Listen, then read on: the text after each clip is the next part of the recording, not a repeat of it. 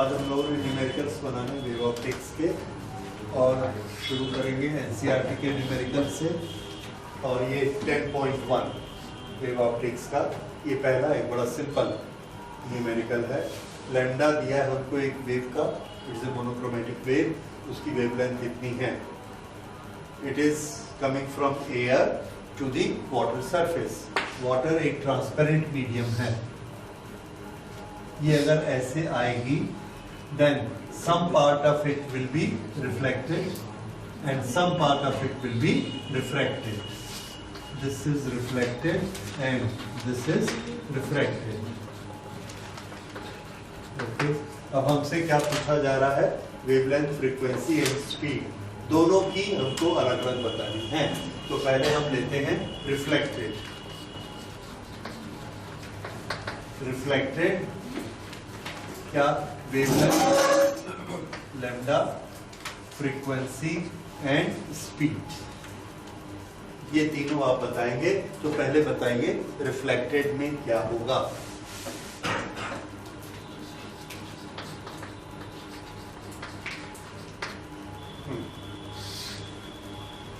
इसको किस तरह से बनाएंगे।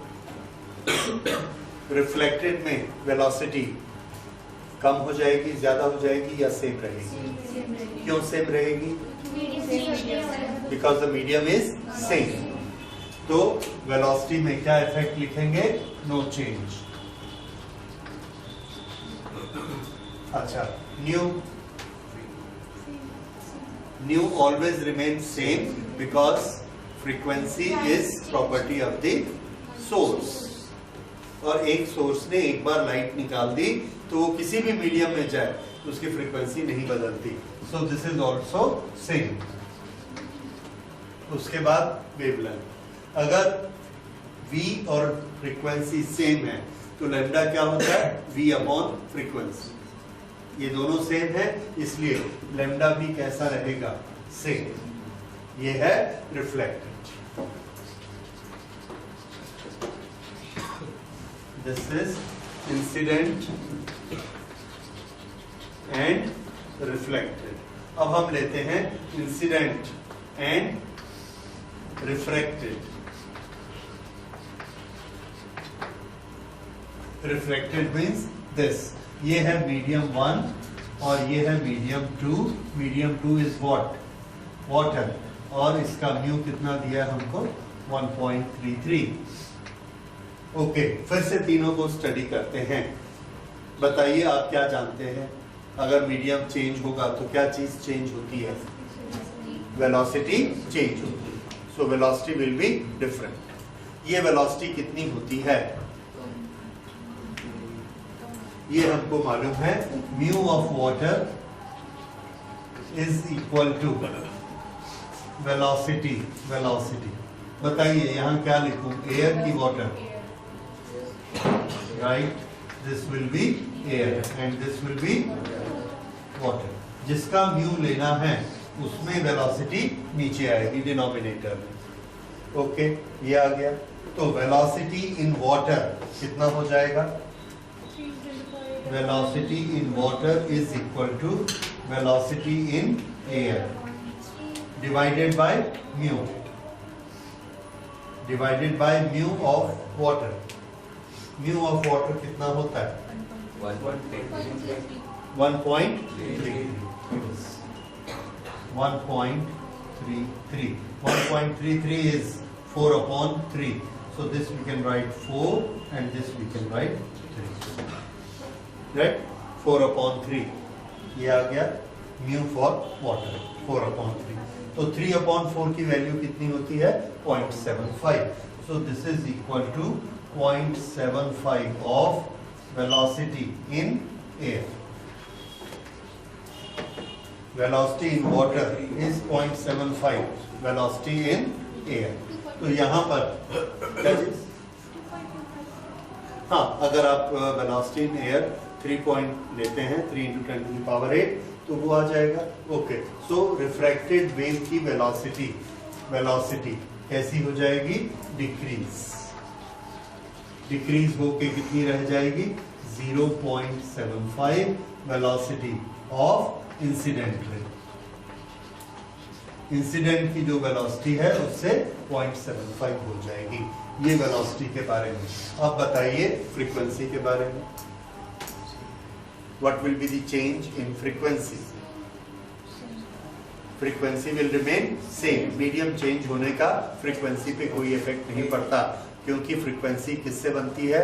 सोर्स से, और एक बार जो फ्रीक्वेंसी बन जाएगी वो सेम रहेगी।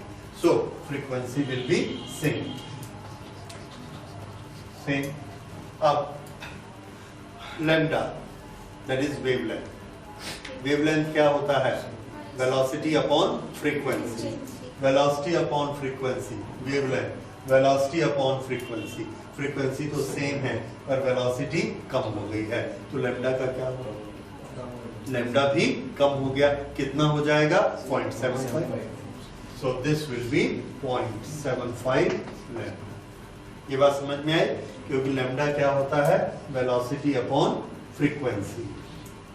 वेलोसिटी 0.75 हो चुकी है, इसलिए लैम्डा भी इसका 0.75 हो जाएगा। ठीक है? So this is our answer of 10.1। ये दोनों चीजों के बारे में हो गया। In Young's experiment, slits are separated by 0.28 millimeter. Screen is placed 1.4 meter away. Distance between central bright fringe is 1.2. Find wavelength of the light used. ये किस चैप्टर का है? Yes, wave optics, Young's experiment. उसी में ये होता है। तो आप वेव ऑप्टिक्स से रिलेटेड, यंग्स एक्सपेरिमेंट से रिलेटेड फॉर्मूला को थोड़ा रिफ्रेश करेंगे और क्वांटिटीज को पहचानने की कोशिश करेंगे। ये कौन कौन सी क्वांटिटीज हैं? The slits are in Young's experiment, slits are separated by, ये क्वांटिटी हम लोग क्या मानते हैं? Small D. So this is equal to 0.28 into 10 to the power -3 metre. SI system. अच्छा, नेक्स्ट क्वांटिटी दिस, ये क्या चीज है? 1.4 m. The distance between central fringe and fourth bright is 1.2. ये क्या चीज थी आपके एक्सपेरिमेंट में? ये कुछ याद आता है? ये, हाँ, यहाँ से इतना ऊपर ये ब्राइट फ्रिंज यहाँ पर बनती है। इस डिस्टेंस को हमने कुछ माना था, कोई h मानता है, कोई y मानता है, कोई जो भी x मानता है। सो लेट्स टेक इट, हमने इसको y दिया था, y is equal to 1.2 centimetre. 10 to the power कितना लेना? -2 सेंटीमीटर इज मीटर में कन्वर्शन किया, 10 to the power -2 metre. Now find wavelength of the light use, यानी लैम्डा हमको निकालना है। सबसे फर्स्ट स्टेप, क्या ऐसा सिंगल फॉर्मूला हमको याद है जिसमें डी, डी, वाई और लैम्डा आता?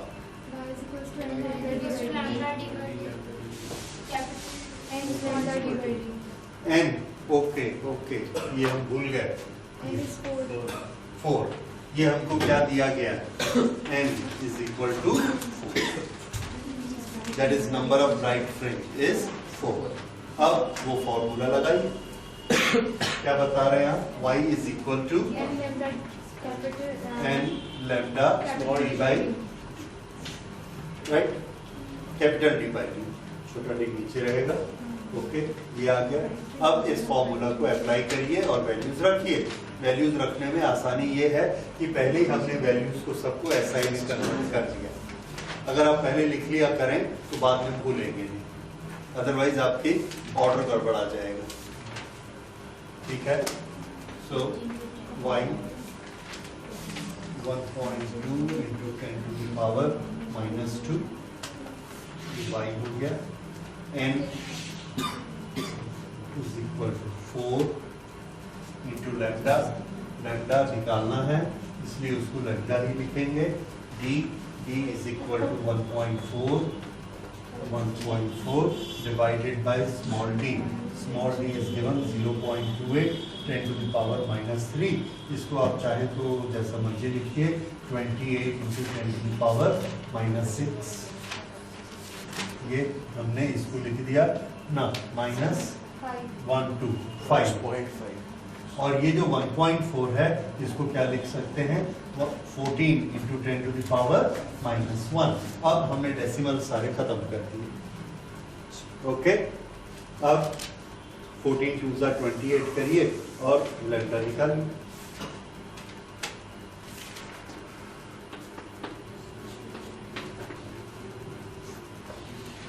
बाकी सबको इधर किया, मल्टीप्लाई कर दिया।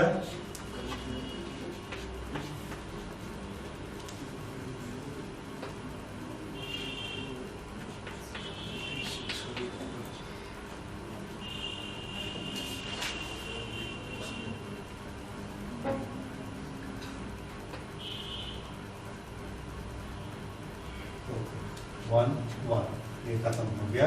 सो lambda is equal to 1.2 10⁻⁻2 divided by, ये नीचे आ जाएगा 2 × 10⁻4 ये नीचे आ जाएगा 4। सो दिस इज 0.6 × 10⁻�6। और लैम्डा वेवलेंथ हम नॉर्मली नैनोमीटर्स में बताते हैं। नैनो क्या होता है, 10⁻⁹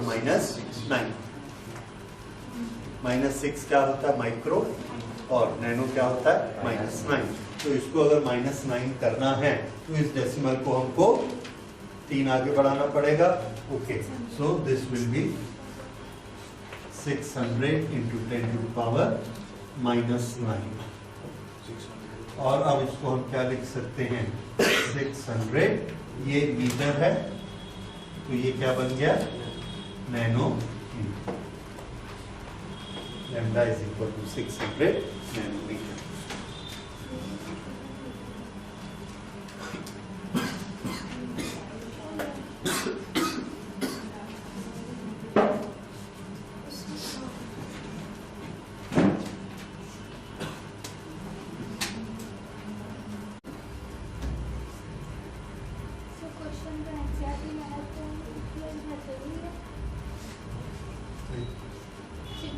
सिर्फ नंबर लिख लीजिए, काफी। मैं इसलिए लिखता हूँ क्योंकि इसमें से हमको फिगर लेने हैं। Okay, in Young's double slit experiment, light has wavelength lambda, intensity of the light where path difference is lambda is k। तो जहां पर लैम्डा पाथ डिफरेंस होता है वहां कौन सा फ्रिंज बनता है, ब्राइट 0 लैम्डा टू लैम्डा। तो लैम्डा जहां पर है वहां ब्राइट बना होगा और इंटेंसिटी कितनी है, k। What is the intensity of light at a point where path difference is only λ/3। अगर ये λ/2 होता तो हमारे पास क्लियर आंसर था, कैसा बनेगा, डार्क। पर λ/2 नहीं है, λ/3 है। अब क्या करेंगे, फॉर्मूला याद करिए। आपको कोई फॉर्मूला इंटेंसिटी का मालूम है? Very good, intensity is directly proportionate to a²। ये एक चीज हमको मालूम है, intensity is proportionate to a², right. अगर लैम्डा पाथ डिफरेंस होता है तो क्रेस्ट पर क्रेस्ट आता है। ओके, उस समय सुपरपोजिशन होके जो रिजल्टेंट वेव बनेगी उसका एम्पलीट्यूड कितना होता है, ये वाला चीज याद करना है। कुछ याद आया? रिजल्टेंट वेव का एम्पलीट्यूड r किसके बराबर होता है, a1 का स्क्वायर प्लस a2 का स्क्वायर। वेरी गुड, बहुत अच्छा याद आया, यही चीज है। Amplitude of the resultant wave r is given by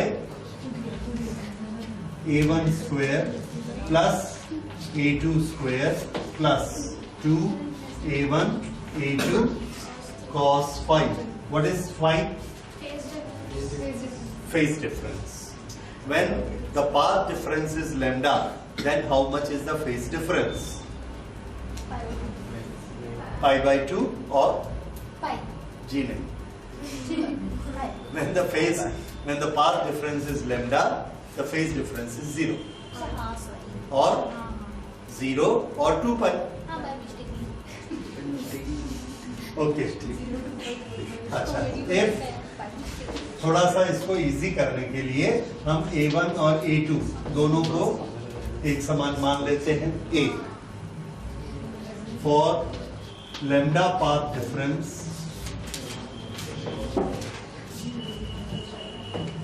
देखिए, यहां से एक वेव ऐसे चली, यहां से यहां तक ये पाथ लेंथ कितनी होती है? लैम्डा। यहां से यहां तक फेज डिफरेंस कितना होता है? 2 पाई। ये याद रख लीजिए, लैम्डा कितना होता है? 2 पाई। अगर lambda path difference 2 pi phase difference के बराबर होता है तो लैम्डा बाई 3 किसके बराबर होगा? 2 pi by 3। Lambda by 3 is equal to 2 pi by 3, right? 2 pi means how many degrees? 360। cos 360 कितना होता है? That is cos 0, that is 1। तो ये क्या हो जाएगा? When for lambda path difference r square is equal to a square plus a square plus a square plus a square plus 2a square, क्योंकि cos 0 is equal to 1 या cos 2 pi is equal to 1, तो ये कितना हो गया? 2a square। This is equal to 4a square। ये है r square, और r square किसके प्रोपोर्शनेट होता है? I। तो I लैम्डा पाथ डिफरेंस में कितने के प्रोपोर्शनेट हुई? 4a स्क्वायर, ठीक है? और ये जो 4a स्क्वायर है, ये इंटेंसिटी कितनी है? दिया। When lambda is the path difference, then intensity is k। हमारे अनुसार लैम्डा पाथ डिफरेंस में इंटेंसिटी किसके प्रोपोर्शनेट है? 4a स्क्वायर के। और इन्होंने क्या दिया है? k। So 4a square is equal to k। ये आ गया। ये रिलेशन समझ में आया आपको? ओके, हमने a स्क्वायर और k का इक्विवेलेंस निकाल लिया, that a square is equal to k upon 4 होता है। अच्छा, अब हम लेते हैं for path difference lambda by 3, यही हमसे पूछा गया। अगर पाथ डिफरेंस लैम्डा बाई 3 है तो फाई की वैल्यू बताइए। ये रही फाई की वैल्यू, लैम्डा बाई 3 में 2 पाई अपॉन 3। अब 2 पाई अपॉन 3 की वैल्यू डिग्री में कौन बताएगा? 120। ओके, 120। अब cos 120 कितना होता है? -हाफ। ठीक, तो फिर से निकालते हैं। Intensity for lambda by 3 is proportionate to r lambda by 3 square is equal to, यही फॉर्मूला फिर लगाना है, a square plus a square plus 2a। अब बताइए cos 120 माइनस हाफ कितना हो गया? ये a स्क्वायर और sine minus a square plus a square minus a square, कितना बचा? a square is equal to k की भाषा में a स्क्वायर कितना होता है? k by 4। So when the path difference is lambda, intensity of the light is k unit, and when the path difference is lambda by 3, that is 120 degree, तब I कितना आ गया? k by 4.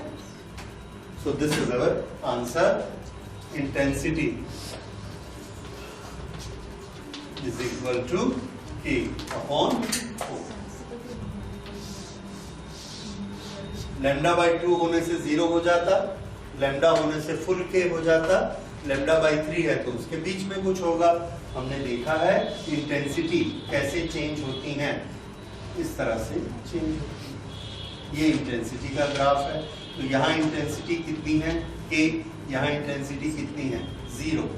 और यहाँ पर ये बदलते जाते हैं। यहाँ से यहाँ तक कितना होता है path difference?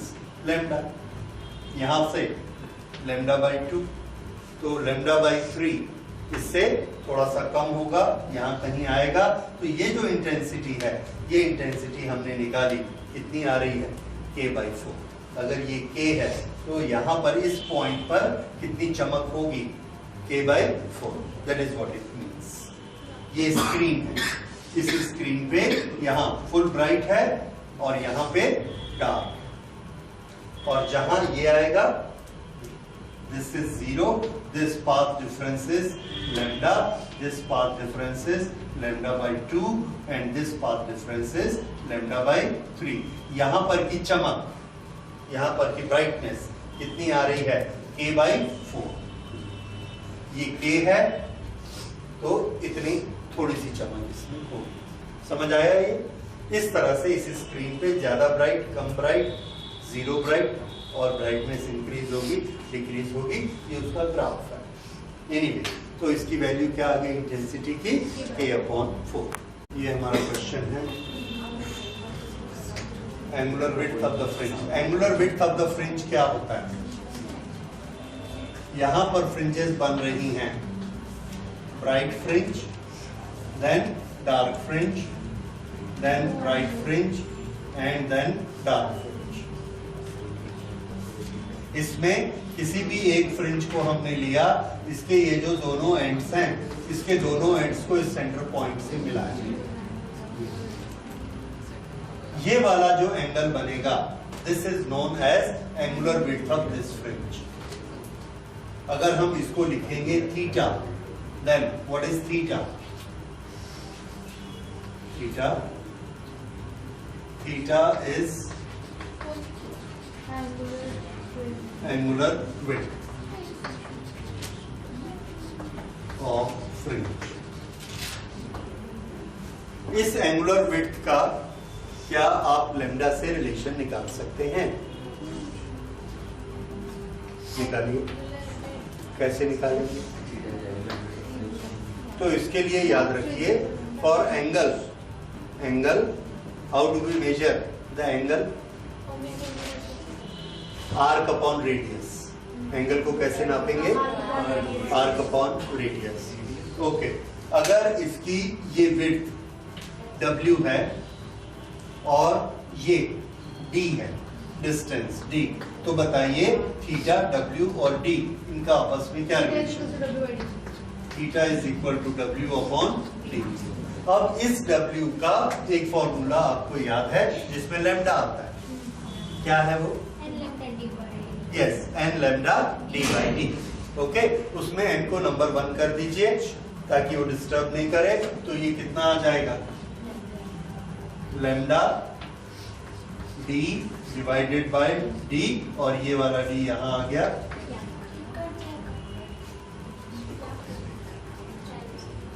So theta is equal to lambda upon d। ये क्या चीज है? Angular width. ये शायद हमारे लेक्चर में नहीं आया था, तो इसको अब आप याद कर लेंगे। Angular width of A fringe, this is angular width of the fringe, ये लैम्डा अपॉन डी। ठीक है, अब हमको क्या क्या दिया गया है?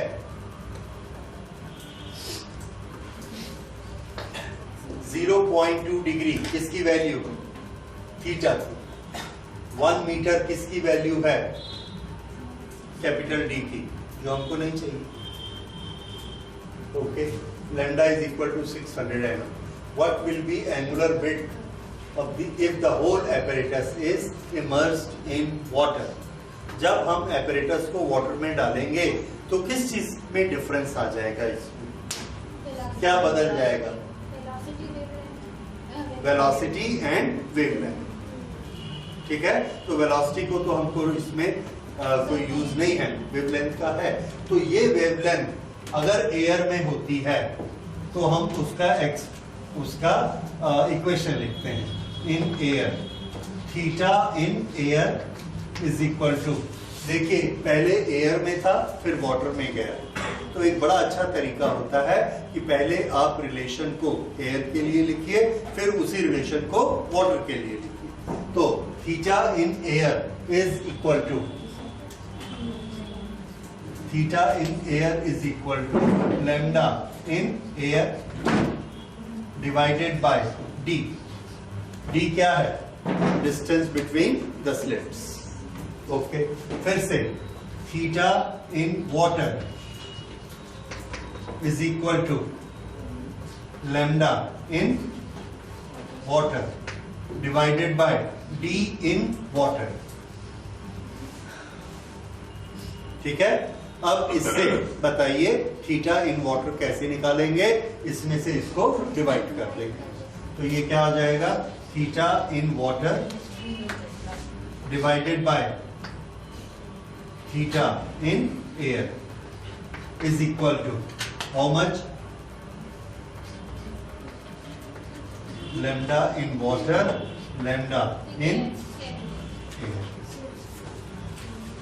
ओके, क्या आपको मालूम है lambda in water upon lambda in air, इसका म्यू से क्या रिलेशन है?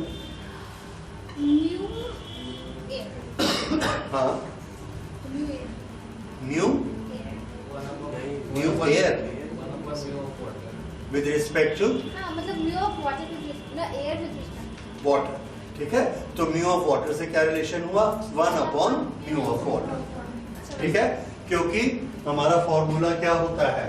Mu of water is equal to velocity in air, velocity in water. Velocity in air क्या होगा? Frequency into lambda in air, frequency into lambda in water, frequency cancel. तो mu water किसके बराबर है? Lambda air upon lambda water. लेकिन ये क्या है? Lambda water upon lambda air. इसका रिवर्स हो गया, इसको हमने इन्वर्स कर दिया तो इसकी वैल्यू कितनी आ जाएगी? This is 3 upon 4। ये हमने क्या लिया? 1 अपॉन म्यू। म्यू की वैल्यू क्या है वाटर की? 4 अपॉन 3, तो ये क्या है? 3 अपॉन 4। अब इसमें हमको कुछ मालूम है क्या? थीटा इन एयर हमको मालूम दिया। थीटा इन एयर कितना दिया हुआ है? ये 0.2।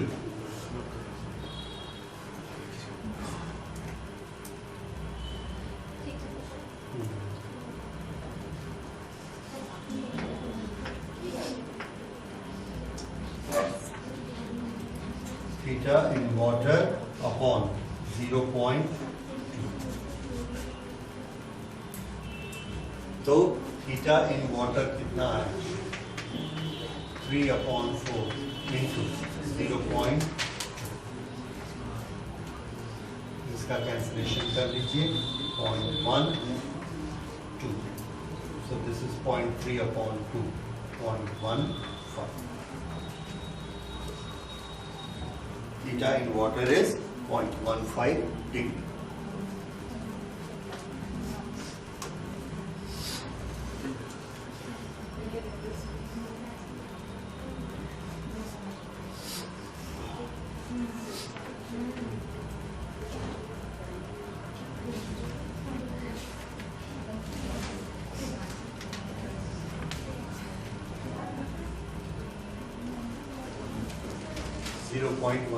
डिग्री। इसमें आप देख रहे हैं lambda is equal to 600 nanometre, ये हमने यूज नहीं किया। ठीक है, क्यों? आप इसको यूज कर सकते थे अगर आप लैम्डा इन वाटर निकालने के पीछे पड़ते। कैसे? आपने लिखा mu is equal to this upon this, lambda in air lambda in water. उसके बाद लैम्डा इन एयर आपको दिख रहा है, हमको दिया गया है, तो इसको लिख दोगे। उससे क्या निकलेगा? Lambda in water. फिर उस लैम्डा इन वाटर को यहाँ लिखोगे, फिर लैम्डा इन एयर को यहाँ लिखोगे, फिर उनको कैंसिल करोगे। तो या तो हम इधर से लैम्डा इन वाटर लेकर आए और उसको यहाँ रखते हैं डायरेक्ट, या हम इसको फॉर्मूला में ही कन्वर्ट कर लिए। फॉर्मूला में क्या कन्वर्शन कर लिया? This is equal to 1 upon mu, और इससे हमको ज्यादा आसान होता है। इसलिए पहले जो अपनी कैलकुलेशन है फॉर्मूला के बेसिस पर किया करिए, बहुत सारी क्वांटिटीज कैंसिल हो जाएंगी। उसके बाद उसकी सिंबल्स रख के कोशिश करिए, डी डी लैम्डा, उसमें भी कुछ क्वांटिटीज कैंसिल हो जाएगी। फिर लास्ट में जाके जब हमारा आंसर आता है सिंबल्स में, तब जाकर उसकी वैल्यू को रखा करिए। इससे आपकी मैथमेटिकल कैलकुलेशन सबसे कम होंगी और गलती होने का कोई चांस नहीं रहेगा। ठीक है, क्योंकि इसमें आप करते करते देखते हैं कि ये हमारा कहां पहुंच गया, 1/म्यू, इतना छोटा हो गया और म्यू की वैल्यू रख दिया, आंसर आ गया। Okay, find distance of third bright fringe. Third bright fringe के लिए एन क्या लेना है, 3। ये ए को बनाने जाते हैं, n is equal to 3, lambda is equal to 650 nm। D और डी तो दिया नहीं है, डी और डी नहीं दिया है। A beam of light sustained wavelengths this is find distance of third from the screen from center for wavelength. Okay. नहीं A beam of भी light. वैसे ही सॉल्व किया था। ठीक, तो अगर डी और डी नहीं दिया है तो हम अपने आंसर में उसको डी और डी ही लिखेंगे। ठीक है, ओके। तो y की वैल्यू क्या लिखेंगे आप, n lambda d by d, so this will be 3 into lambda। lambda कितना लिखना है, 650 10 to the power -9 lambda into d by d। This is our answer।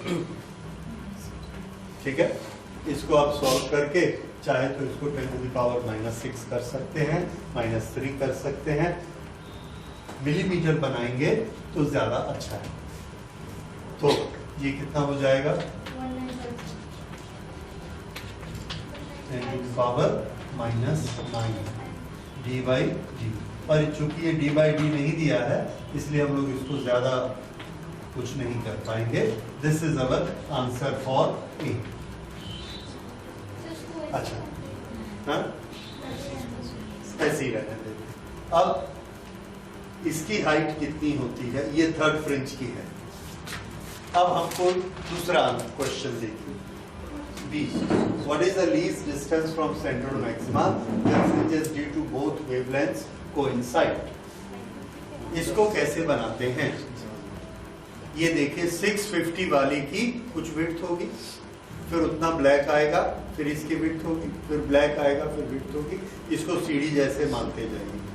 इसकी सीढ़ियां ऐसे चलती हैं, दूसरे की सीढ़ियां छोटी चलती हैं, एक की छोटी और एक की बड़ी। एक जगह ऐसे आएगी जो दोनों की हाइट बराबर आ जाएगी। तो आप उस नंबर को कैसे निकालते हैं मैथमेटिक्स में, जैसे एक सीढ़ी की चौड़ाई 3 है, दूसरी की 4 है, तो ऐसा नंबर बताइए जिसमें दोनों इकट्ठी पहुंच जाए। 12 क्या निकाला आपने,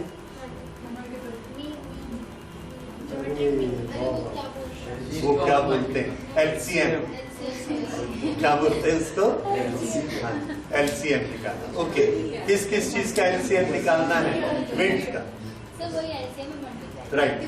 तो विड्थ का फॉर्मूला क्या होता है, width for 650 lambda that is 650 d by d। Is it okay? Lambda d by d, ये क्या चीज है, width for 650। And how much is width for 520? This is 520 d by d। अब कितनी हाइट पे जाकर दोनों एक साथ बनेंगे, तो क्या करना है, किसका एलसीएम निकालेंगे हम, 65 और 52 का निकालिए। अच्छा 13 से हाँ, 13 4 जा 13 5 जा, very good.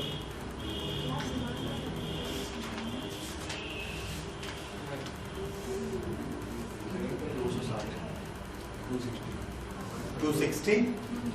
Okay, so this is 2600 d by d। इतनी हाइट पर इसकी कौन सी कौन सी फ्रिंज बनेगी बता सकते हैं? इससे इसको डिवाइड किया 4 टाइम्स, तो इसकी कौन सी बनेगी? 4 ब्राइट।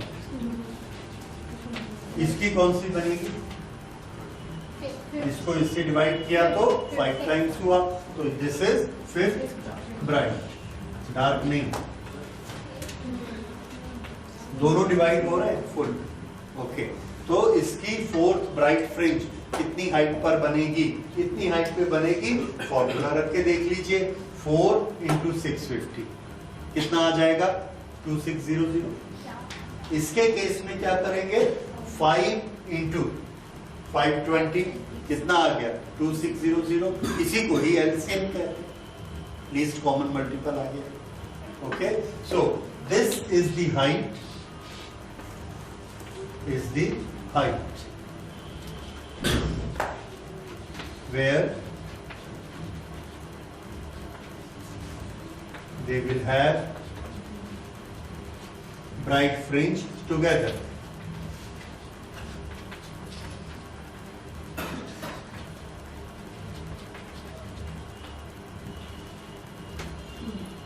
इसी क्वेश्चन की थोड़ी सी भाषा बदल के आती है।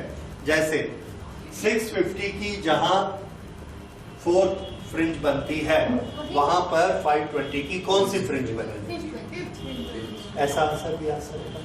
ठीक है, तो ये आएगा कि अभी इन्होंने क्या पूछा है, what is the least distance? तो हमारा आंसर क्या आएगा?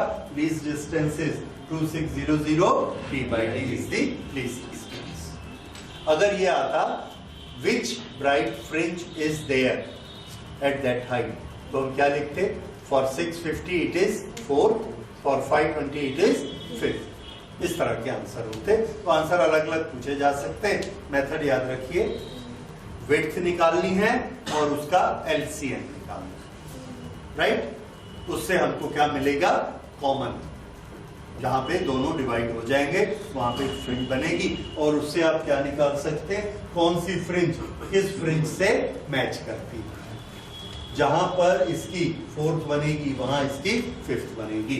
इसकी जगह ऐसे क्वेश्चन भी आते हैं कि व्हाइट लाइट हमने भेजी, व्हाइट लाइट में सबकी लैम्डा सबका अलग अलग होता है, उसमें हमको दे दिया गया इसका इतना, इसका इतना, इसका इतना, और हमें पूछा गया कि ब्लू की जहां पर 7th फ्रिंज बनेगी वहां येलो की कौन सी फ्रिंज बनेगी,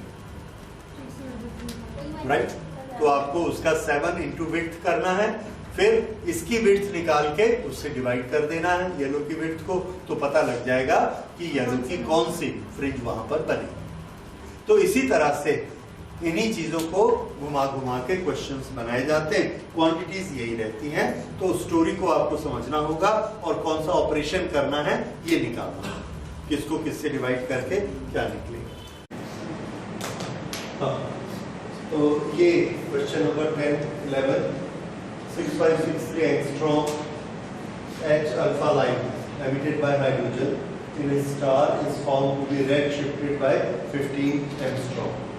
इसका क्या मतलब है कि हाइड्रोजन की वहां से जो लाइट आती है और यहाँ हम अर्थ पर एक हाइड्रोजन की लाइट पैदा करते हैं, इन दोनों लाइट्स को हम स्पेक्ट्रम वाले मीटर पर देखते हैं यहाँ।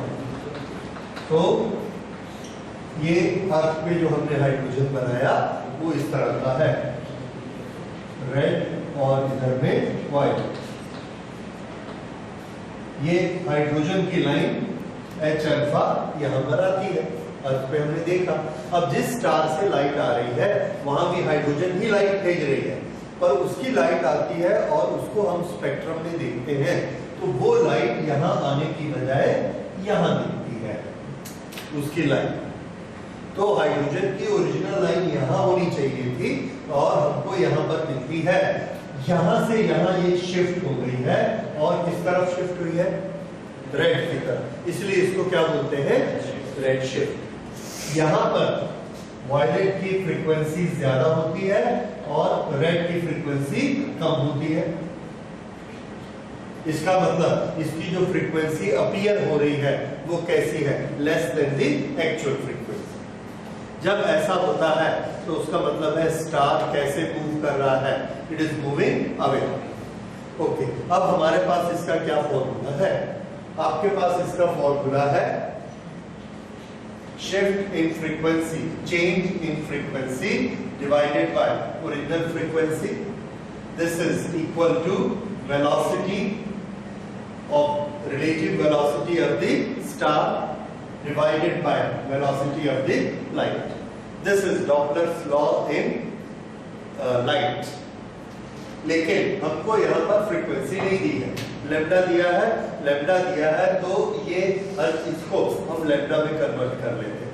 अगर इसको लेम्डा में कन्वर्ट करेंगे तो change in frequency means original frequency minus new frequency. Okay, ये चेंज इन फ्रीक्वेंसी यहाँ पर हमको दिया है, फ्रीक्वेंसी और वेलोसिटी लाइट इनका आपस में क्या रिलेशन होता है? The answer is light velocity is equal to frequency multiplied by wavelength.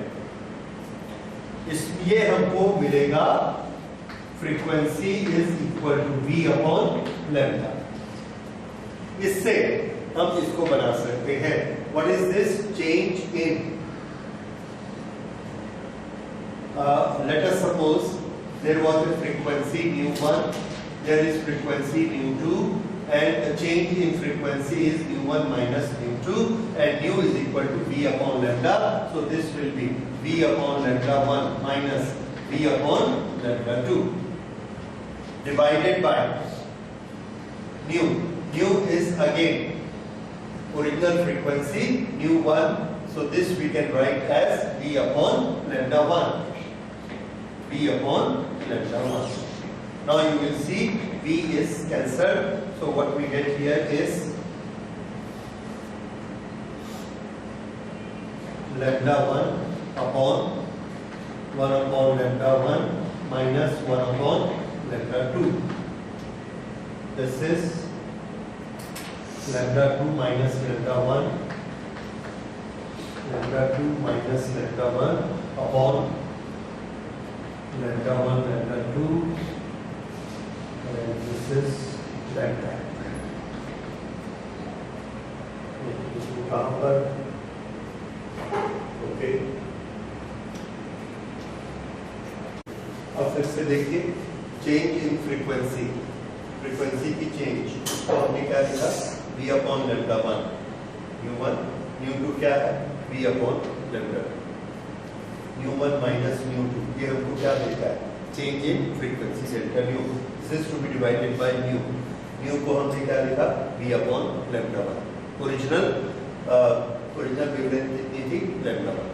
Okay, v cancel हो गया, कॉमन निकाला, इसके साथ कैंसिल हो गया, दिस इज 1 अपॉन lambda 1, तो ये हमने लिखा 1 अपॉन lambda 1, और ये 1 upon lambda 1 minus 1 upon lambda 2, this should be equal to v upon c according to Doppler's law। और अब ये 1 upon lambda 1 को यहाँ से उठा के हमने इधर मल्टीप्लाई कर दिया, तो मल्टीप्लाई किया तो ये यहाँ पर आ गया into 1 upon lambda, तो डिनोमिनेटर में क्या आ गया? lambda into c, और ऊपर क्या आ गया? तो अब हमारा ये फॉर्मूला कन्वर्ट हो गया फ्रीक्वेंसी से wavelength. So this is now 1 upon lambda 1 minus 1 upon lambda 2 is equal to velocity upon lambda into c, which lambda is this? Original। ये फॉर्मूला इस तरह से बना। अब इसमें हम वैल्यू रख सकते हैं 1 upon lambda 1 minus 1 upon lambda 2। अगर हम चाहें तो इसको और एक स्टेप आगे सॉल्व कर सकते हैं। ओके, तो ये हम लोगों का ये चेंज हो गया इस तरह से 1 upon lambda 1 minus 1 upon lambda 2 is equal to this, और इसको LCM निकाला, ये दिया 3 upon lambda 1, this is lambda 2 minus lambda 1 is equal to lambda upon c। ये फाइनल फॉर्म का बना। What is this? Change in wavelength। This is original wavelength multiplied by velocity।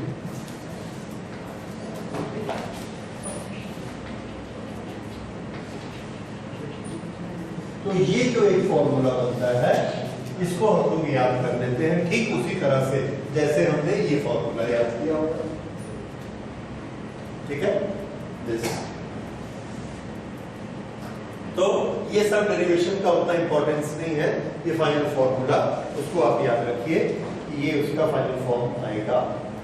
और अब इसको अप्लाई कर दीजिए। इसको जब हम अप्लाई करेंगे then what do we get? lambda 2 minus lambda 1 change in wavelength. What is the change in wavelength? This is the change in wavelength. तो यहाँ पर हमको लिखना है 15 is equal to lambda की वैल्यू, ये रही lambda की value 6563।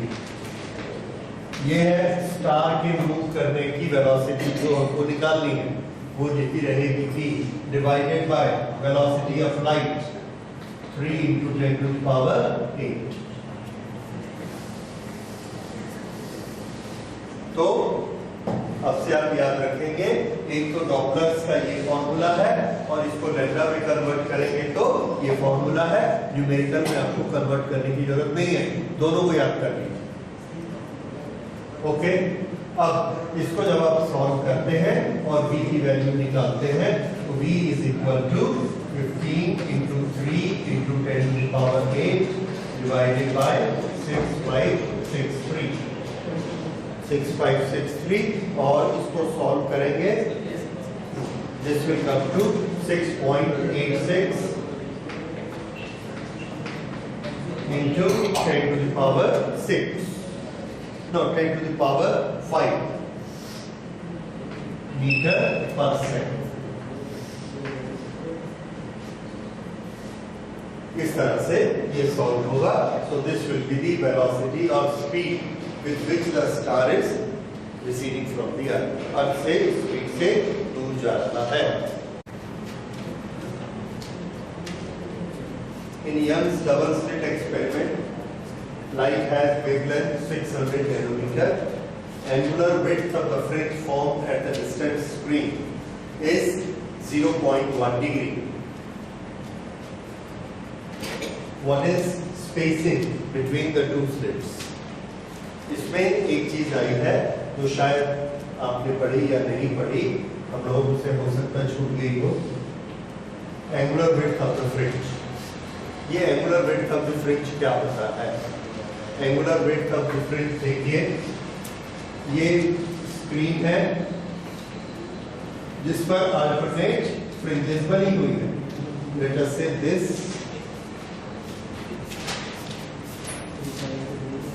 Dark bright dark bright dark bright. इसके सामने दूर यहाँ पर इस तरह से ये दो ओपनिंग है, इन ओपनिंग से वेव जाती है और यहाँ पर बनती है। This is what we have studied. Okay, इसमें से ये वाली एक स्लिट लीजिए, भले ब्राइट हो भले डार्क हो, इसके दोनों किनारे ये दोनों एंड से इसके सेंटर पर या किसी भी जगह पर, थ्योरेटिकली सेंटर पर यहां से लाइन ड्रॉ करिए। One is this and other is, ये एक एंगल बनेगा अल्फा। ये एंगल कम या ज्यादा किस पर डिपेंड करता है? How much is the width of the fringe. ये फ्रिंज है तो ये है फ्रिंज की विड्थ, और ये जब कम या ज्यादा होती है तो ये एंगल कम या ज्यादा होगा, तो इस एंगल का नाम है angular width of the fringe. समझ में आया? इसका नाम लीनियर विड्थ और इसका नाम एंगुलर विड्थ। ये एंगुलर विड्थ होती है। ओके, अब ये अगर एंगुलर विड्थ होती है तो हमने जो सिंबल्स पढ़े हुए हैं लैम्डा डी डी, उसमें ये कहां फिट होती है? ये वाला डेरिवेशन आपको थोड़ा सा चाहिए, अगर नहीं किया है हम लोग अभी उसको कर लेते हैं। एंगुलर विड्थ, लीनियर विड्थ के बारे में आप जानते हैं, ये लीनियर विड्थ कितनी होती है? ये तो हमको याद है, lambda D by D. Okay, मान लीजिए ये लीनियर विड्थ है W। So W is equal to lambda d by d। अच्छा, अब अल्फा को रेडियन में कैसे कैलकुलेट करेंगे? Alpha angle in radian is arc upon radius. Very good. So arc ये ऐसा गया, ये रहा आर्क और ये रहा रेडियस, ये ऐसा घूमा। ओके, तो इसको कितना लिखना है हमने? W divided by D। Okay, this is alpha equal to, अब ये W में इसकी वैल्यू रख दीजिए।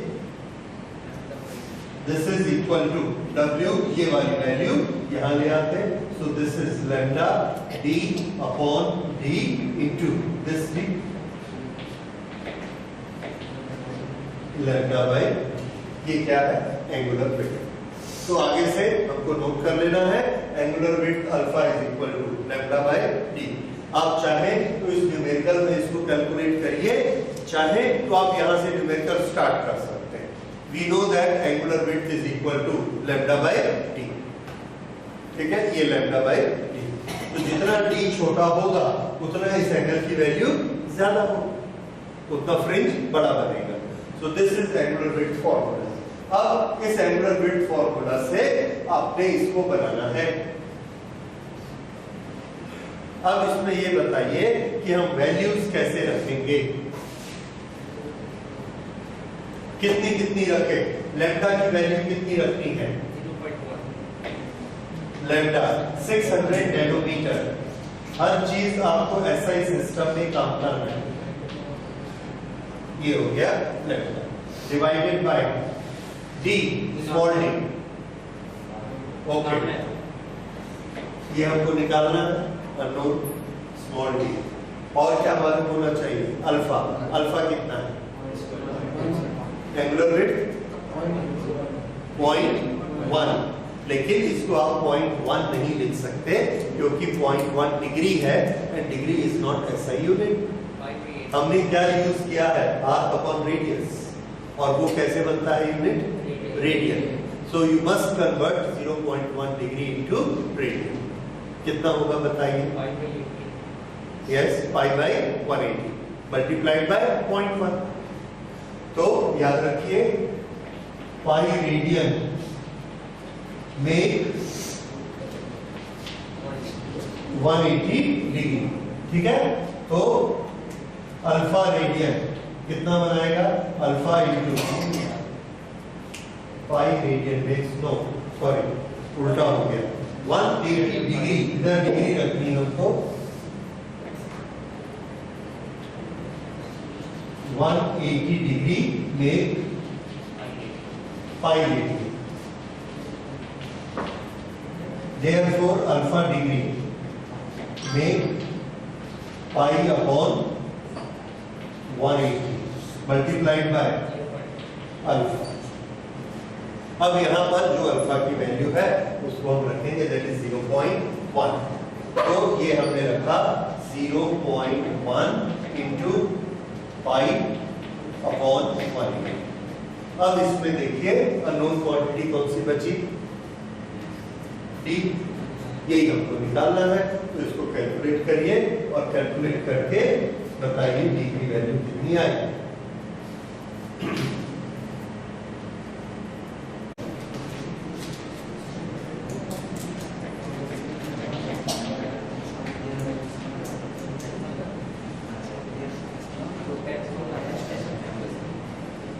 3.4 into 10 to the power -4 metre. ठीक है, जिसका नहीं आया कैलकुलेट फिर से करिए, आ जाएगा। डिस्कशन ज्यादा है तो हम लोगों को लिखने की जरूरत नहीं है। I will simply write the condition.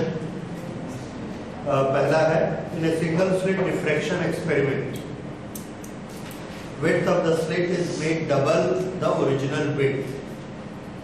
How does this affect the size and intensity of the central diffraction band? इसका ये मतलब है कि ये हम डिफ्रैक्शन का एक्सपेरिमेंट कर रहे हैं। ये वाली जो विड्थ है इसका हमने क्या नाम दिया था? A।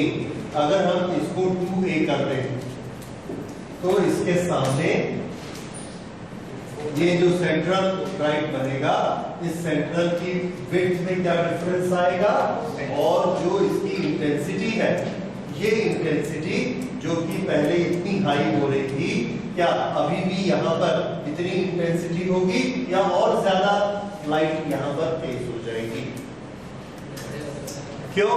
क्योंकि पहले जब आपने उसकी विड्थ ए रखी थी तो मान लिया एक विंडो खुली थी, अब हमने दोनों ऐसे खोल दिए, दो विंडो, तो कितना हो गया 2a, तो लाइट ज्यादा होगी कि नहीं होगा? ओके, तो दूसरी चीज उसकी विड्थ चौड़ी होगी कि नहीं होगी? ओके, फॉर्मूला क्या है सेंट्रल फ्रिंज विड्थ का? फॉर्मूला लैम्डा, हाँ 2 लैम्डा अपॉन, राइट। नीचे डिनोमिनेटर में कौन है? ए को अगर हम डबल कर देंगे तो विड्थ का क्या फॉर्म? हाफ हो जाएगा। तो फॉर्मूला तो क्लियर है बिल्कुल। तो हमारा विड्थ का फॉर्मूला क्या था? विड्थ इज इक्वल टू जो भी था यहाँ पे एंड लैम्डा अपॉन ए, ये आता है। इसको हमको रिलेशन इन दोनों का देखना है। ए को अगर हम 2a कर देंगे तो ये भी कैसा हो जाएगा? हाफ। तो इसकी विड्थ कैसी हो जाएगी? हाफ। ओके, ये विड्थ के बारे में हो जाएगा हाफ। अब इंटेंसिटी कैसी हो जाएगी? 4 टाइम्स। क्यों? ए स्क्वायर के प्रोपोर्शनल रहता है और किसके प्रोपोर्शनल? ए स्क्वायर। तो ए स्क्वायर में क्या अंतर आ गया? तो नया वाला 2a हो गया, तो 2a कैसे? सीख तो पढ़ना है। ओके, नहीं, आंसर ठीक है, थोड़ा रीजनिंग को ठीक से समझिए। अगर हम विंडो की चौड़ाई को बढ़ा देते हैं, एक विंडो और दो विंडो, इसमें किस चीज का अंतर आता है? हमको मालूम है लाइट ज्यादा अंदर आती है, जिसको हम ये बोलते हैं कि लाइट ज्यादा अंदर आती है। ये फिजिक्स की कौन सी टर्म है? तो आंसर नो, हाँ इंटेंसिटी। पर ये जो लाइट ज्यादा अंदर आती है that is amplitude of wave. Amplitude, ये जो वेव अंदर आती है, सपोज ये इतना एम्पलीट्यूड है, जब हम दो खिड़कियां खोल देंगे तो ये ऐसे आएगी। ये वाला अगर ए है, ए, तो ये कितना होगा? 2a। याद रखिए, ये हमने एक खिड़की खोली है, एक विंडो खोली है, और ये दो विंडो खोली है, और ये हाइट ऐसे बढ़ गई 2 टाइम्स। अगर हाइट ऐसे 2 टाइम्स बढ़ जाती है तो इंटेंसिटी 4 टाइम्स इंक्रीज हो जाएगी। सो intensity will increase 4 times. Okay, अब से दूसरा क्वेश्चन समझिए। इन what way is diffraction from each slit related to interference pattern in a double slit experiment? Double slit experiment में क्या होता है? Interference pattern. और सिंगल स्लिट पैटर्न, सिंगल में क्या होता है? Diffraction pattern. ओके, इन दोनों का अंतर।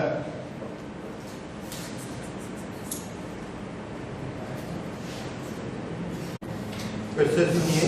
इन what way is diffraction from each slit? यहां से एक डिफ्रैक्शन पैटर्न बना, यहां से भी एक डिफ्रैक्शन पैटर्न बना। दोनों डिफ्रैक्शन पैटर्न किससे बनता है? एक स्लिट। इस एक ने भी बनाया, इस दूसरे ने भी बनाया। Okay, in what way is diffraction from each slit related to the interference pattern in a double slit experiment? तो यहां पर इसकी ये जो ऐसा बना, ये इसका सेंटर है, और यहां पर इसकी ब्राइटनेस कैसी होगी? तो ब्राइटनेस ग्राफ हमने बनाया। ब्राइटनेस ग्राफ यहां पर कैसे बनता है? कल आपने पिछली क्लास में बनाया। इफ दिस इज सेंटर, किसकी बात कर रहे हैं हम? डिफ्रैक्शन। ये अगर सेंटर है तो ये डिफ्रैक्शन पैटर्न इस तरह का बनता है,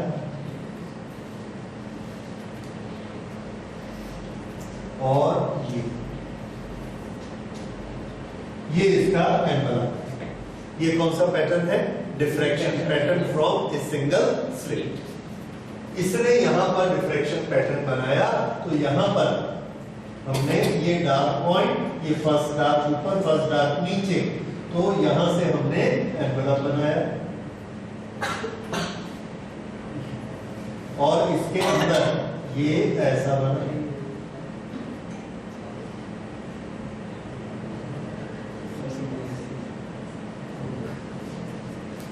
ये बना S1 का डिफ्रैक्शन पैटर्न, S1 के कारण डिफ्रैक्शन ऐसे ही बनाया था। अगर आप बाकी सबको मत देखिए, ये एक ओपनिंग है, ये डिफ्रैक्शन पैटर्न बना। इसका डिफ्रैक्शन पैटर्न कैसा बनेगा? ऐसा ही बनेगा, और ये यहां से शुरू होगा, ये इसका सेंटर है, तो इस सेंटर में ये बनेगा ऐसा।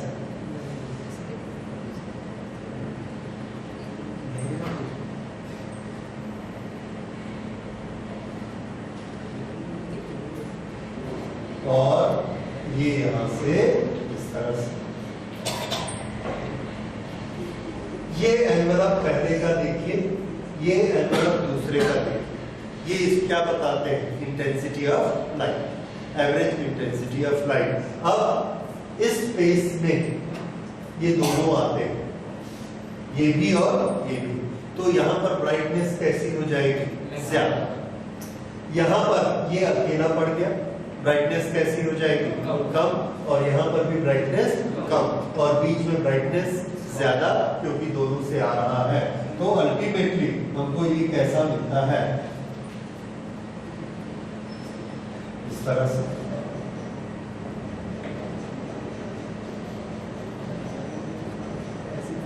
और ये हमने पढ़ा है इंटरफेरेंस फ्रिंजेस में हमको फ्रिंजेस कैसी मिलती है? ऐसी। This is brightest point, this is next fringe, this is dark, this is dark. इस पर ध्यान दीजिए, ये कहां बन चुका है? यहां बन चुका है। This is this and this is this. दिखता है? तो इंटरफेरेंस पैटर्न किससे बनता है? डिफ्रैक्शन से बनता है। क्यों? एक स्लिट हमेशा क्या बनाती है? डिफ्रैक्शन। दो स्लिट बनाओगे तो दो डिफ्रैक्शन, लेकिन दो स्लिट से जो बनता है उसका नाम हमने क्या रखा? Interference pattern. जबकि वो क्या है? दो डिफ्रैक्शन का सुपरपोजिशन। और इससे हमको समझ में आता है कि दो डिफ्रैक्शन का सुपरपोजिशन होता है तो कौन सी फ्रिंज बनती है? इंटरफेरेंस फ्रिंज बनती है। तो इसका आंसर हम लिखेंगे, when two slits are there, they will make their own diffraction patterns. These two diffraction patterns will superpose each other and will make one pattern, and that pattern is known as interference fringe. ये interference की fringe बनी। समझ आ गया? So this is the relation between interference fringe and diffraction. इसको सुनिए। When a tiny circular obstacle is placed in the path of a light from a distant source, a bright spot is seen at the center of the shadow of the obstacle. Explain why. इसका ये मतलब है कि there the source is at large distance. That means rays coming are parallel, or the wave fronts coming are, yes, these are plane wave fronts and the rays are parallel. यहाँ पर हमने एक circular object रखा, इसके रास्ते में ऐसे circular object रखा, और यहाँ पर स्क्रीन रखी। स्क्रीन पे हम क्या देखते हैं कि ये इसकी शैडो बनती है। यहां से लाइट आएगी ऐसे, यहां से लाइट आएगी। ओके, अगर हम स्क्रीन, और इनका ये कहना है कि उसके सेंटर में एक ब्राइट स्पॉट बनता है। ये कैसे हो सकता है कि उसके सेंटर में ब्राइट स्पॉट बनता है? क्यों होता है? Let us think.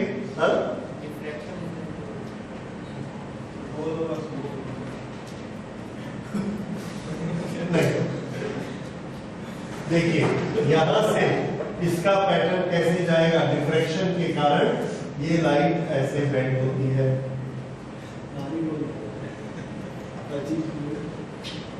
यहां से ये शैडो की तरफ बेंड होती है। What is this property known as diffraction. ठीक है, अभी हमने यहां पर स्क्रीन को रखा, स्क्रीन को थोड़ा पीछे करते हैं। अगर हम स्क्रीन को यहां पर लेकर आते हैं,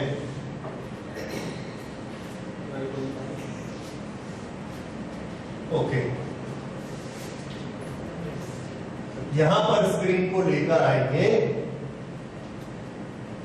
या थोड़ा सा और पीछे कर दो, यहां लेकर आते हैं स्क्रीन, तो स्क्रीन पर हमको क्या दिखेगा,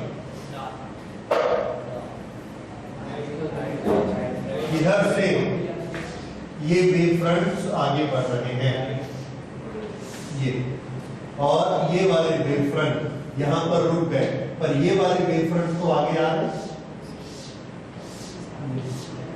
तो ये वाले वेव फ्रंट ऐसा जाके यहां पड़े, ये वाले वेव फ्रंट ये यहां से ऐसा गए और यहां गए, यहां से यहां तक स्क्रीन पर ये वेव फ्रंट इधर का पूरा आया है, तो ये एरिया कैसा होगा, टोटली ब्राइट। यहां से यहां तक आया है, ये भी कैसा होगा, टोटली ब्राइट। यहां से ये लाइट ऐसे डिफरेंट होके मुड़ गई है, तो ये भी कैसा होगा, ब्राइट। पर यहां पर क्या बनेंगे, what we will get, fringes here, थोड़ा सा ब्राइट फिर डार्क फिर ब्राइट फिर डार्क, ऐसा। तो इस जगह पर यहां पर कैसा होगा, very light shadow, but there will be a shadow which will be very light shadow. Okay, जैसे कि आप देखिए ये डार्क है शैडो, और ऐसा लाते जाएंगे तो शैडो लाइट हो जाता है। उसी तरह से यहां पर लाइट शैडो, इधर नीचे से देखिए यहां तक की जो रेज है ये तो सीधी गई, तो इधर तो फुल ब्राइटनेस है, पर यहां पर फुल ब्राइटनेस नहीं है, क्योंकि इसके सामने ये जो वेव फ्रंट आया था, ये वेव फ्रंट इससे ब्लॉक हो गया। इसको लाइट कहां से मिली, ये वाली वेव जो है ऐसे मुड़ के गई, लेकिन इसके सामने वाली वेव यहां से, ये वाली जो वेव आ रही थी, इतना टुकड़ा, ये टुकड़ा तो ब्लॉक हो गया यहाँ पे, तो इसकी एनर्जी सामने नहीं गई, इस टुकड़े की एनर्जी ऐसे डिफरेंट हुई और ये यहाँ पर फैल गई। तो अब बताइए, इस पूरे में ब्राइटनेस और इसमें ब्राइटनेस एक समान होगी कि अलग अलग होगी, नीचे वाले में फुल ब्राइटनेस और इसकी ब्राइटनेस कम होगी, इसकी ब्राइटनेस भी कम होगी, तो इसके कंपैरिजन में इसकी ब्राइटनेस कम है, इसके कंपैरिजन में इसकी ब्राइटनेस कम है, तो यहां पर क्या बनेगा, एक स्पॉट बनेगा। कैसा स्पॉट होगा, it will not be A black spot but it will be A grey spot. Grey समझ रहे हैं, 50%, ओके, यहां से 50% ब्लैक, 50% व्हाइट, 50% ब्लैक 50% व्हाइट, नीचे से भी 50 ब्लैक 50 व्हाइट, 50 ब्लैक 50 व्हाइट। अब इस जगह के बारे में बात करें, ये यहां से लाइट गई है, मुड़ी, तो ये जगह कैसी है, 50% ब्राइट। ये लाइट यहां से मुड़ी, ये भी कैसी है, 50% ब्राइट, लेकिन यहां पर ये दोनों में आ गई, तो यहां की ब्राइटनेस कैसी हो गई, 100%।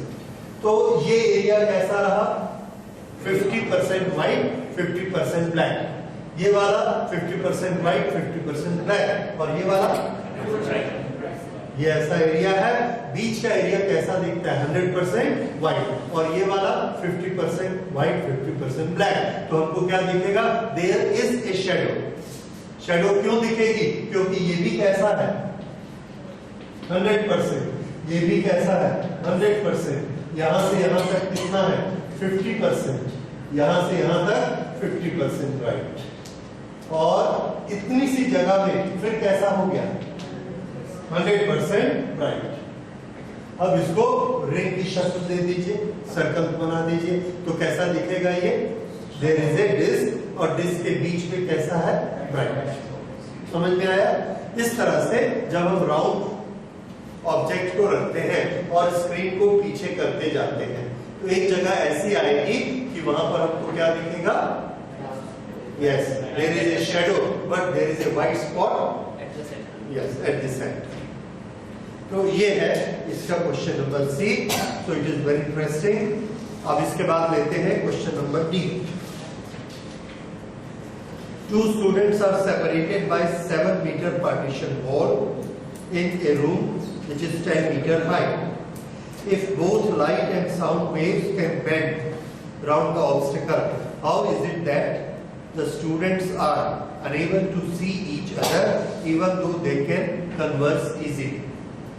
दो स्टूडेंट्स के बीच में दीवार है और दीवार से वो दोनों बातचीत तो कर सकते हैं पर एक दूसरे को देख नहीं सकते।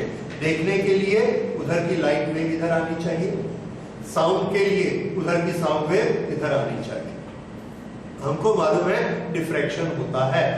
तो जब बीच में एक वॉल रहती है और उसके एक तरफ ये वॉल है, this is we are doing D, ये एक वॉल है और वॉल के दोनों तरफ ये दो स्टूडेंट इधर बैठे हैं एंड व्हेन दे स्पीक तो ये वेव यहां जाती है और यहां जाकर ये डिफ्रैक्ट होती है। किधर डिफ्रैक्ट होगी? Towards the shadow area. तो ये टुवर्ड्स शैडो एरिया ऐसे डिफ्रैक्ट होता है। इसको साउंड आ गया, ऐसा गया और इधर ऊपर से तो इधर जा ही रहा है, ये पूरे में साउंड आ जाता है। लाइट जब जाएगी, यहां से लाइट की वेव भी गई है, ये जो लाइट की वेव यहां पहुंचती है तो लाइट भी डिफरेंट होती है, पर ये लाइट यहां से ऐसे डिफरेंट होती है, बस इतनी नहीं होती। तो इसको इसकी आंख में लाइट नहीं आई तो इसको ये दिखाई नहीं। अब आपको ये एक्सप्लेन करना है कि साउंड ज्यादा बोलता है और ये कम बोलता है। इसके लिए फॉर्मूला आपको बताना है। मुड़ना किस फॉर्मूले में आया था डिफ्रैक्शन के? That is theta. P का एलिवेशन थीटा, उस वो किसके इक्वल होता है बताइए? y नहीं, लैम्डा से लैम्डा बाई a। तो theta, sine theta, that was theta is equal to lambda upon a. What is this lambda? Wavelength. Wavelength light की कितनी होती है? लाइट की नैनोमीटर्स में होती है। अभी हम न्यूमेरिकल्स बना रहे हैं, सब में क्या आ रहा है? 600 नैनोमीटर। ये उसका ऑर्डर है 10 to the power -7। Sound wave की स्पीड क्या होती है? 330 मीटर पर सेकंड। ओके, तो उसकी वेवलेंथ कितनी होती है? उसकी फ्रीक्वेंसी आपको मालूम है? नहीं मालूम है। हम जो बोल रहे हैं इसकी फ्रीक्वेंसी है 400। अगर इसकी फ्रीक्वेंसी 400 है और उसकी स्पीड 330 होती है तो v अपॉन फ्रीक्वेंसी करेंगे, that is 330 upon 400, this is equal to 1 metre. तो उसकी वेवलेंथ कितनी आ गई? Approximately 1 metre. और लाइट की कितनी होती है? तो जब हम साउंड के लिए थीटा बनाएंगे तो यहां पर क्या रखेंगे? 1। और जब लाइट के लिए बनाएंगे तो क्या रखेंगे? हाँ, तो दोनों का जो थीटा है बेंडिंग, उसमें कितना डिफरेंस है? 10 to the power -7, 1 lakh 10 lakh. तो साउंड वेव लाइट वेव से कितनी ज्यादा होती है? 10 लाख टाइम्स। दैट इज पूरा ही मुड़ जाती है। इसलिए यहाँ का साउंड ऐसा पूरा मुड़ के नीचे आ जाता है, इधर वाले को साउंड सुनाई पड़ता है, पर लाइट वेव इतनी नहीं मुड़ सकती है क्योंकि उसकी वेवलेंथ छोटी होती है।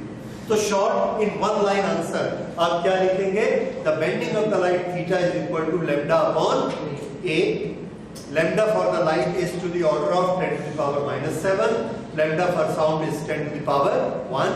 Therefore, sound bends by nearly 10 to the power 7 times compared to how the light bends.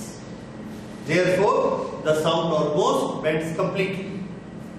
इसलिए हमको साउंड हर जगह सुनाई पड़ता है. एक कमरे में आवाज करेंगे, साउंड ऐसा मुड़ के सब तरफ पहुंच जाएगा. लाइट उतना नहीं मुड़ेगी, बहुत कम मुड़ेगी, मुड़ेगी थोड़ी सी लेकिन बहुत कम. Okay, is it clear? 10.1 Two towers on top of hill are 40 km apart.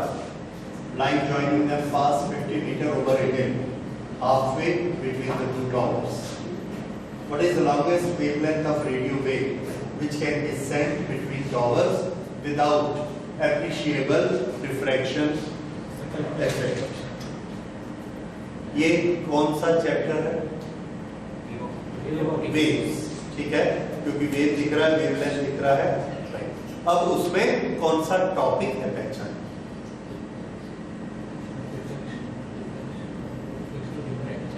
Interference, diffraction, polarisation.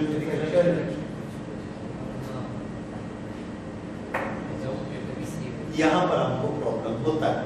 फॉर्मूले हमने सब याद कर लिए, लेकिन स्टोरी को देख के हमको समझना है कि यहां लगाएंगे क्या. कंफ्यूजन होता है. देखिए यहां क्या लगेगा? The radio wave can be sent between towers without. थोड़ा सा इसको ध्यान दीजिए. कहीं आपने पढ़ा है डिफ्रैक्शन इफेक्ट एप्लीकेबल होता है, डिफ्रैक्शन इफेक्ट नहीं एप्लीकेबल होता है, रे ऑप्टिक्स एप्लीकेबल होता है. याद आया? करेक्ट नहीं? डिफरेंस कौन सी? यस, एक डिस्टेंस पे रे ऑप्टिक्स खत्म होता है और रे ऑप्टिक्स स्टार्ट होता है. उस डिस्टेंस को क्या कहते हैं? Fresnel distance. अच्छा, अब इसका डायग्राम कि अगर यहां पर हिल पर ये दो टॉवर हैं, ये दो tower, two towers on top of 40 kilometre apart, इनके बीच का डिस्टेंस है 40 किलोमीटर और इसके सेंटर में यहां एक हिल है. ये वाला डिस्टेंस कितना है? 50 meter. Line joining them pass 50 meter above a hill. ये 50 मीटर. हम क्या चाहते हैं कि यहां का सिग्नल यहां ऐसे चला जाए, स्ट्रेट लाइन खींचने से चला जाए. अगर वेव ऐसे स्ट्रेट लाइन में जाती है तो ये कौन सा ऑप्टिक्स है? रे ऑप्टिक्स की वेव ऑप्टिक्स? Ray optics. अगर हम ये कहेंगे कि यहां से वेव चली और ऐसे टकरा गई, इधर नहीं पहुंची, क्यों? क्योंकि वेव में क्या होता है? डिफ्रैक्शन. यहां टकरा गई तो ये हम कौन सा ऑप्टिक्स लगा रहे हैं? Wave optics. राइट. अब ये लगाएंगे कि ये लगाएंगे, किस पर डिपेंड करता है? फ्रेस्नेल डिस्टेंस पर डिपेंड करता है. क्योंकि अगर ये वाला डिस्टेंस या ये वाला डिस्टेंस फ्रेस्नेल डिस्टेंस से कम है तो क्या लगाएंगे? Ray optics. सीधा निकल जाएंगे. अगर ये वाला डिस्टेंस फ्रेस्नेल डिस्टेंस से ज्यादा है तो क्या लगेगा? Wave optics. ये इससे टकरा जाएगी. थोड़ी थोड़ी बात आ रही समझ में? तो हमको क्या लगाना है? फ्रेस्नेल डिस्टेंस कैलकुलेट करना है. हमको रे ऑप्टिक्स लगानी है. हमको रे ऑप्टिक्स लगाना है और रे ऑप्टिक्स की शर्त क्या है कि distance between screen and the source कितना होना चाहिए. उसके लिए हमारे पास फॉर्मूला है. तो बताइए, हाँ, कितना फ्रेस्नेल का फॉर्मूला बोलो? Z is equal to a square upon lambda. Lambda तो वो हमसे पूछ रहे हैं कि रेडियो वेव्स के लिए कौन सा लैम्डा यूज करें. इसका मतलब हमको क्या क्या पता होना चाहिए? Z और a. ये कहा और ए कहां? ए ओपनिंग। आपके पास कितनी ओपनिंग अवेलेबल है? यस, ये ओपनिंग, ठीक है, क्योंकि इसके नीचे ब्लॉक है। और हम ओपनिंग कैसे बनाते हैं? यहां से वेव्स ऐसी जाती हैं। ये क्या चीज है? ब्लॉक। ये ब्लॉक है और ये ओपनिंग है। ब्लॉक के ऊपर जितनी हमको ये जगह मिलती है, ये क्या होती है? ओपनिंग ए। यहां ब्लॉक के ऊपर कितनी जगह मिली? 50 मीटर, दैट इज ए। समझ आया ए कैसे होता है? ब्लॉक के ऊपर की स्ट्रेट लाइन करो, जो ऊपर जगह मिलती है, दैट इज ए। तो ये है ए। अब जेड, हम क्या चाहते हैं कि यहां से यहां तक इसका नेचर कैसा रहना चाहिए? स्ट्रेट। यहां से निकल गया, फिर फैल जाए या सीधा रहे, कोई फर्क नहीं पड़ेगा। इसलिए हमारा z कहां होगा? 20 की 40? 20। ठीक है, तो जरा देखिए आंसर मिलता है कि नहीं। z को कितना लेंगे? 20, क्योंकि हम क्या चाहते हैं कि यहां तक कौन सी ऑप्टिक्स एप्लीकेबल होनी चाहिए? रे ऑप्टिक। उसके बाद भले ही ऐसे जाके मुड़ जाए, नो प्रॉब्लम। अब बात समझ में आ रही है? तो अगर आप इसको 20 लेते हैं, 20 वॉट किलोमीटर, 8 मीटर आएगा। कितना आया? 8 मीटर। 8 मीटर से आया है। Lambda is equal to 8 Yes. 8 metre. क्या आंसर?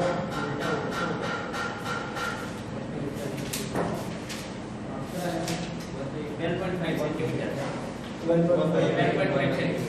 12.5 that is 1/8 metre. 1/8। देखिए, okay, so lambda is equal to a square upon z। a square को कितना लेना है? 50 इंटू 50, और z को कितना लेना है? 20,000।